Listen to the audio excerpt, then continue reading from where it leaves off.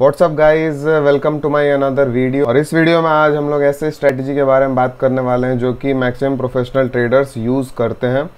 जैसा आपको पता होगा कि जितने भी प्रोफेशनल ट्रेडर्स होते हैं वो मेनली स्विंग ट्रेडर्स ही होते हैं, और स्विंग ट्रेडिंग में ये एक ऐसा स्ट्रेटजी है जो कि काफ़ी बड़ा पैसा बना के देता है लॉन्ग टर्म में, और हर साल बना के देता है। जिन लोगों को लगता है कि ऑप्शन ट्रेडिंग में ही सबसे ज़्यादा पैसा बनता है, तो नहीं। जो स्किल ट्रेडर्स है, जो मेहनत कर रहे हैं, वो इक्विटी ट्रेडिंग में स्विंग ट्रेडिंग करके ही सेम रिटर्न बना रहे हैं जो कि आप ऑप्शन ट्रेडिंग में बना रहे हैं। ठीक है, मैं कैसे ये कह सकता हूँ, क्योंकि मैं दोनों कर रहा हूँ, ऑप्शन सेलिंग भी कर रहा हूँ और स्विंग ट्रेडिंग इक्विटी में भी कर रहा हूँ। ठीक है, इक्विटी में स्विंग ट्रेडिंग करके 40-50% रिटर्न ईजिली बन जाता है, और मैंने 7-8 मंथ में ही इतना रिटर्न्स क्रिएट किया है। ठीक है, और ऑप्शन सेलिंग का बात करें तो वो थोड़ा सा कंसिस्टेंट होता है, मेनली वो कंसिस्टेंट होता है। इसमें क्या होता है कि साल में आप 6 से 7 महीना में आपको बन जाएगा सारा रिटर्न, उसके बाद आपको थोड़ा सा वेट करना होगा, छोटा छोटा प्रॉफिट्स बनेगा, नहीं तो आपको उस समय आपको जो प्रॉफिट्स होगा वो बचाना होगा। लेकिन ऑप्शन ट्रेडिंग में क्या होता है कि आपको रेगुलरली प्रॉफिट लॉस होते रहेगा, प्रोबेबिलिटी के हिसाब से 7 बार लॉस, 7 बार प्रॉफिट, 3 बार लॉस। ऑप्शन सेलिंग कर रहे हैं तो, क्योंकि मैं ऑप्शन सेलिंग कर रहा हूँ एक लॉट से, ठीक है, तो वो थोड़ा सा कंसिस्टेंट हो जाता है, लेकिन रिटर्न्स सेम बनता है। ठीक है, लगभग सेम बनता है। अगर आप इक्विटी में स्किल्ड हैं तो, इक्विटी में स्किल थोड़ा सा कम है तो उसमें रिटर्न कम बनेगा। ठीक है, तो ये स्ट्रैटेजी आपको बताने से पहले एक चीज़ आपको बताते हैं कि आपको मैक्सिमम स्ट्रैटेजीज़, आप जो भी स्ट्रैटेजीज़ देखे होंगे, जैसे कोई भी आप चार्ट पैटर्न्स फॉलो कर रहे हैं या रेंज ब्रेकआउट फॉलो कर रहे हैं, ठीक है, या जो भी फॉलो कर रहे हैं आप, तो उसमें आपको एक चीज़ कॉमन होगा, वो होगा ब्रेकआउट्स। ठीक है, आप जो भी ट्रेड्स कर रहे हैं वो ब्रेकआउट के फॉर्म में ट्रेड कर रहे हैं, ब्रेकआउट का वेट कर रहे हैं, उसके बाद अपना एसएल लगा रहे हैं और प्रॉफिट का वेट कर रहे हैं। ठीक है, सिंपल है, मैक्सिमम ऐसे ही आप करते हैं स्विंग ट्रेडिंग में। ठीक है, लेकिन एक आपको फैक्ट बताते हैं कि जो ब्रेकआउट्स होते हैं ना, रेंज के ब्रेकआउट देखे होंगे, ठीक है, range breakouts, triangle breakouts mainly काम करता है, काफ़ी अच्छा काम करता है। ठीक है, और जो कप एंड हैंडल है वो भी काम करता है। ठीक है, लेकिन जो अचानक कप बना के जब जाता है तो वो काम नहीं करता है मैक्सिमम टाइम्स। ठीक है,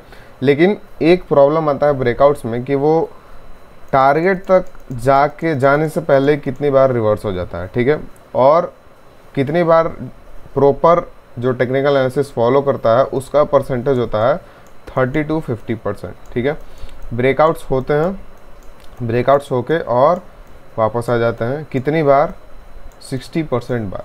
ठीक है, ब्रेकआउट्स होके वापस आ जाते हैं, और ब्रेकआउट सक्सेसफुल होने का चांसेस इसमें कम होता है। ठीक है, तो इस स्ट्रैटेजी में हम लोग ब्रेकआउट्स का यूज़ करने नहीं वाले हैं। सिंपल है, हम लोग किस चीज़ का यूज़ करने वाले हैं, वो है मीन रिवर्जन। ठीक है, इसको हम लोग मीन रिवर्जन बोलते हैं। मीन रिवर्जन कहने का मतलब, मानते हैं कि एक कोई भी स्टॉक है जिसका प्राइस मूव कर रहा है, जिसका एवरेज प्राइस ये एक लाइन है। ठीक है, एक एवरेज प्राइस एक लाइन है। ठीक है, ऐसा नहीं हो सकता कि एक लाइन होगा, लेकिन हम लोग सपोज कर रहे हैं कि उसका एवरेज जो प्राइस है वो एक लाइन को फॉर्म कर रहा है। ठीक है, लेकिन उसका जो प्राइस मूवमेंट होगा वो इस तरीके से नहीं होगा।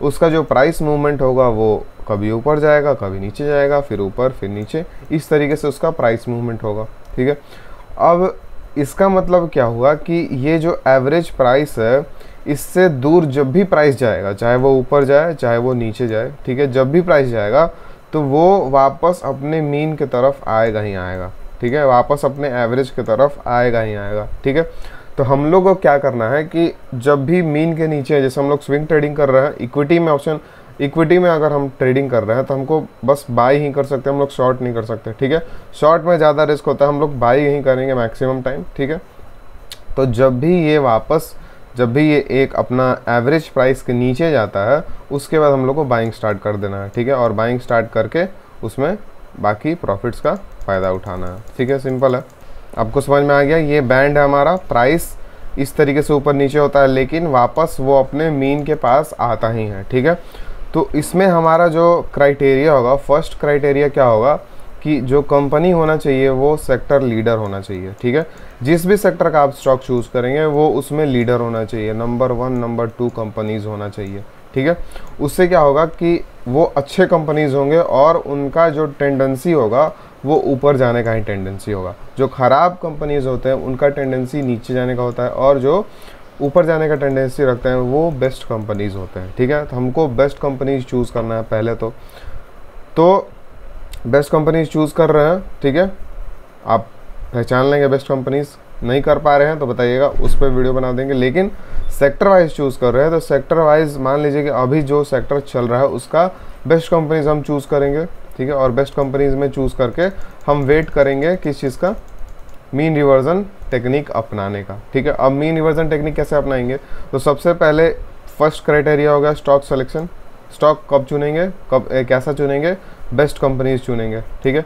उसके बाद हम लोग जो एवरेज प्राइस है वो 200 मूविंग एवरेज को रखेंगे, ठीक है। 200 मूविंग एवरेज को रखेंगे, सिंपल है। इसके बाद ये सेकंड स्टेप हो गया। थर्ड स्टेप क्या होगा, एसएल हम लोग नहीं लगाएंगे, ठीक है, सिंपल है।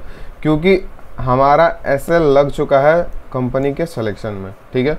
कंपनी अगर अच्छा नहीं है तो हमारा वो सिलेक्शन में आएगा ही नहीं। कंपनी अच्छा है, बेस्ट है, वही हमारे क्राइटेरिया में आएगा, एसएल नहीं लगाएंगे। तो अब मैक्सिमम लोग बोल सकते हैं कि हाँ भाई कितना भी किसी स्टॉक पे भरोसा हो लेकिन उसमें एसएल लगाना चाहिए, परसों कल या परसों जाके क्या हो जाए उस स्टॉक में कोई ठीक नहीं है। लेकिन इसको फेस करने के लिए मेरा जो फोर्थ पॉइंट है, ये थर्ड पॉइंट है, ठीक है, ये सेकंड पॉइंट है, ये फर्स्ट पॉइंट है, first stock selection. Fourth point है मेरा पोजीशन साइजिंग, ठीक है। मानते हैं कि मेरा कोई भी कैपिटल है, ठीक है, 10 लाख का कैपिटल है मानते हैं, ठीक है। तो ये कैपिटल में से 5 to 10% ही किसी भी स्टॉक को हम एलोकेट करेंगे। एक एग्जांपल लेते हैं, मान लीजिए मेरा फेवरेट स्टॉक है पीडीलाइट, ठीक है। तो वो मेरा फेवरेट स्टॉक है, मतलब फिर भी हम उसमें 10% से ज़्यादा कभी भी एलोकेट नहीं करेंगे, कभी भी एलोकेट नहीं करेंगे, ठीक है। तो ये पोजीशन साइजिंग के वजह से हमारा जो एसएल है वो शॉर्ट आउट हो गया, ठीक है, सिंपल है। अगर आपका कैपिटल बढ़ा है तो 5% भी आप रख सकते हैं, सिंपल है, 5% आप रख सकते हैं और अच्छे से आप ट्रेड कर सकते हैं बिना एसएल लगाए।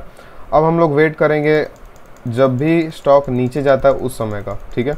अब ऐसा तो नहीं है कि सारे स्टॉक, जैसे बुल रन हुआ था तो सारे स्टॉक ऊपर चल रहे थे, लेकिन अभी आपको मैक्सिमम स्टॉक्स नीचे मिल रहे हैं, सिंपली बात है, स्टॉक आपको नीचे मिल रहा है। तो अब आपको लाइव एग्जांपल दिखाते हैं, पीडीलाइट का ही दिखाते हैं, जिसमें ये मेरा मैक्सिमम इसमें ट्रेड्स होता है, मैक्सिमम मेरा स्विंग ट्रेड इसमें होता है, ठीक है।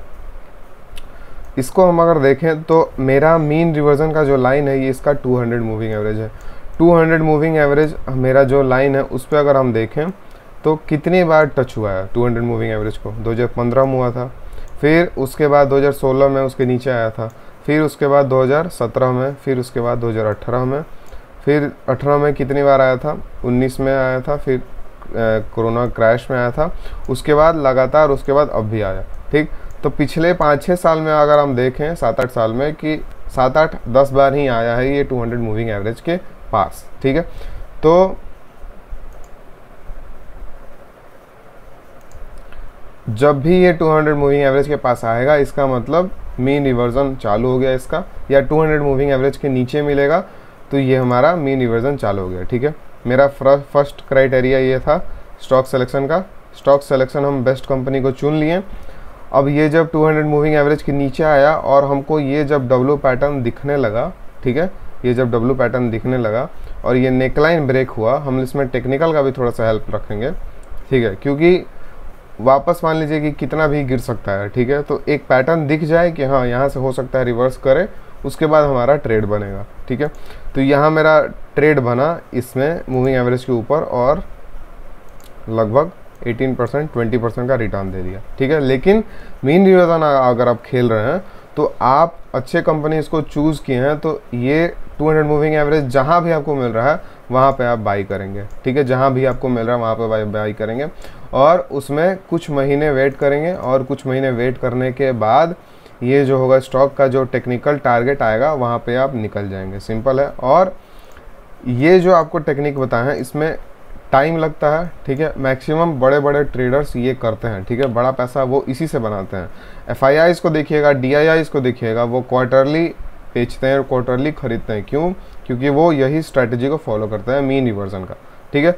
अब यहाँ से हम जब खरीदेंगे, कुछ महीना रुकेंगे तो मेरे को आराम से 40-50% इसमें मिल जाएगा with in 6 months to 1 year, ठीक है, आराम से मिल जाएगा, ठीक है।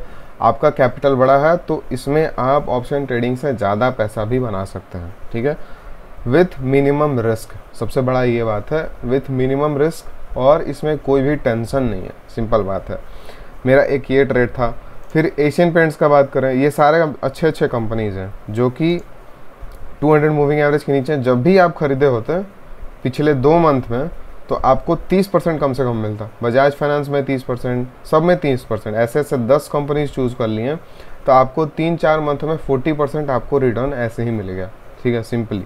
ये एशियन पेंट्स का देखें आप, 35% एशियन पेंट्स ऊपर गया, 35%, इतना बड़ा कंपनी। जब भी ये वापस आ रहा था, ठीक है, तब तब बाई करते जाएंगे हमारा मीन रिवर्जन के रूल के हिसाब से, और हमारा जो टारगेट होगा ये वाला होगा। तो हम अगर यहाँ पे एंटर किए हैं तो मेरा टारगेट ये है, तो हम यहाँ पे निकलेंगे। ये भी हमको रूल फॉलो करना है।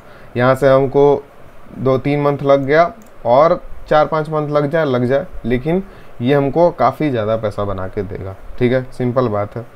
अब आप कोई भी बात कर लीजिए, बजाज फाइनेंस का बात कीजिए, जब नीचे जाता है ना तो ऐसा लगता है कि वो अब वापस आएगा ही नहीं, लेकिन जब नीचे जाने पे जब अब कॉन्फिडेंस रखेंगे और बाई करेंगे अपने सेलेक्टेड स्टॉक्स पे, वही आपको पैसा बना के देगा। क्योंकि अभी मैक्सिमम इतना मूव हो चुका है ना, लोग देखते ही रह गए हैं, ठीक है, कि अब इन्वेस्ट करें, यहाँ पे आ गए, अब अफसोस कर रहे हैं कि इन्वेस्ट नहीं किए, ठीक है। और जिसको करना था वो नीचे ही करते जा रहा था और अभी वो बुक करने के चक्कर में होगा, ठीक है। ये बजाज फाइनेंस देख लिए। फिर अपोलो हॉस्पिटल अगर आप देखें, अपोलो हॉस्पिटल में मेरा ट्रेड था, ठीक है, लेकिन ये नीचे आते गया तो मेरा बाइंग होते गया, क्योंकि हमको पता है कि ये स्टॉक अच्छा है, ये अपने ऑल टाइम हाई को फिर टच करेगा, ठीक है। ये मेरे मीन रिवर्जन वाले स्टॉक्स हैं। हमको डाइवर्सिफाई करना है, हमको ब्रेकआउट ट्रेड्स भी लेना है, कैपिटल छोटा रहेगा। हमको ऑप्शन सेलिंग भी करना है, ये हम अपना बता रहे हैं, ऑप्शन सेलिंग भी करना है, एक लॉट से करना है, एक लॉट से कर रहे हैं, कंसिस्टेंसी है इसमें थोड़ा सा। फिर से स्विंग ट्रेडिंग में करना है इक्विटी में मीन रिवर्सन से, इसमें टाइम लेगा लेकिन ये बड़ा पैसा बना के देगा, ठीक है। तो ये सब चीज़ का डाइवर्सिफाई करना है और अपना जो कोर पकड़ के चलना है। जैसे मेरा ऑप्शन सेलिंग और स्विंग ट्रेडिंग ये कोर है, ठीक है, तो ये हम पकड़ के चल रहे हैं और इसमें हम जितना डाइवर्सिफाई कर सकते हैं उतना हम करेंगे, ठीक है। सिंपल है स्ट्रेटजी। आई होप आपको ये वीडियो काफ़ी अच्छा लगा होगा, ये काफ़ी अच्छा लर्निंग भी आपको मिला होगा। अगर आपको कुछ वैल्यू मिले इस वीडियो से तो कमेंट में बताइएगा कि कैसा लगा, ठीक है।